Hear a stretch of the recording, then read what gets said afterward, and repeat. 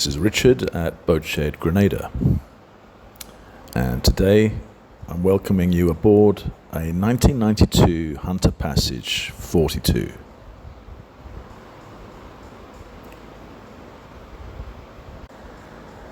The Hunter Passage was first envisioned by industrial designer and architect Warren Lurs, who founded Hunter Marine Corporation.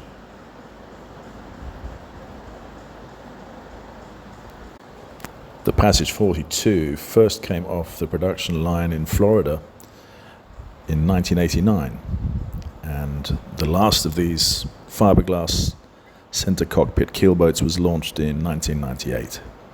The model has remained very much in demand, mostly by those who consider it among the best boats made by Hunter. Designed for recreational use, the Passage 42 features spacious sleeping quarters for 4 people in fore and aft staterooms with ensuite heads. Accommodations can be increased to 6 or more with the settee and dining table in the saloon. This example has been very well maintained internally by the present owners of 14 years. The cockpit, although not overly spacious, is ideal for socializing, and it's well protected from the weather by high sides, Dodger and Bimini, of course. The main sheet and traveller are situated on the trademark Hunter arch above the cockpit. And the overall design provides a centre cockpit that helps keep captain and crew very warm and dry, sculpted for comfort and protection from the elements. The side decks feel wide and safe. She has roller furling, and the primary anchor is a Mantis 65 with 100 meters of chain and 100 meters of warp.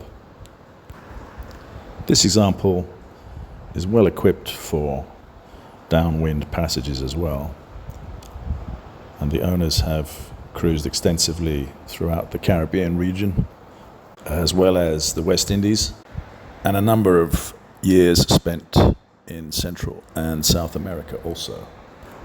She looks very easy to handle, with all of the running rigging and sail control coming back to the cockpit area.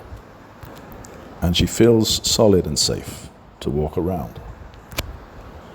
An indispensable dock box has been mounted on the aft cabin coach roof. And one of my favorite features is the ability to walk through the transom up from the sugar scoop on either side. The Hunter Passage 42 from 1992.